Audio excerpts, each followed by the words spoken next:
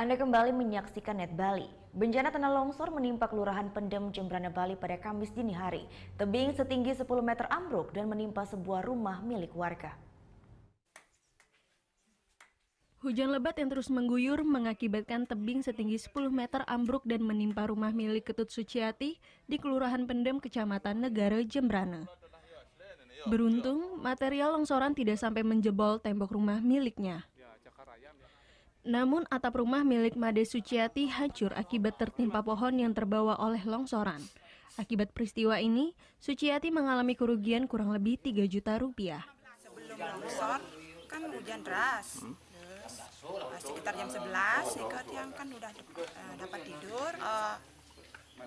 Terdengar kresek gitulah. Makanya tiang ya bangun terus langsung keluar. Anak tiang bangun langsung keluar juga tiang lihat ke selatan. Tiang lihat ini pohonnya itu jalan sendiri terus. Tembok rumah itu semua ditutupin sama tanah. Ada jendela yang jebol? Ada.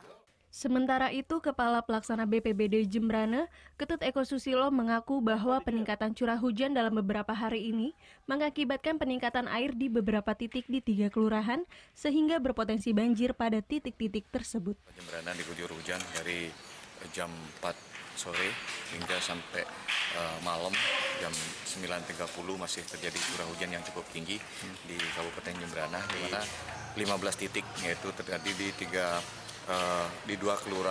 kelurahan dan di 1 desa, dan juga berakibat longsor yaitu di Kelurahan Pendem, longsor di Kelurahan Bebe Agung. Warga pun diminta tetap waspada dikarenakan wilayah Bali memasuki musim penghujan dari musim kemarau, sehingga diperkirakan akan terus terjadi cuaca ekstrim yang mengakibatkan hujan lebat. Putu Wijana melaporkan untuk Net. Oh iya beneran? Iya, oke. Nah, udah kan nonton beritanya? Jangan lupa di-subscribe, di-like, dan juga di-komen ya akun YouTube dari Net Bali. Terima kasih udah subscribe. Yang belum, jangan sampai lupa. Di sebelah sini nih, notif subscribe.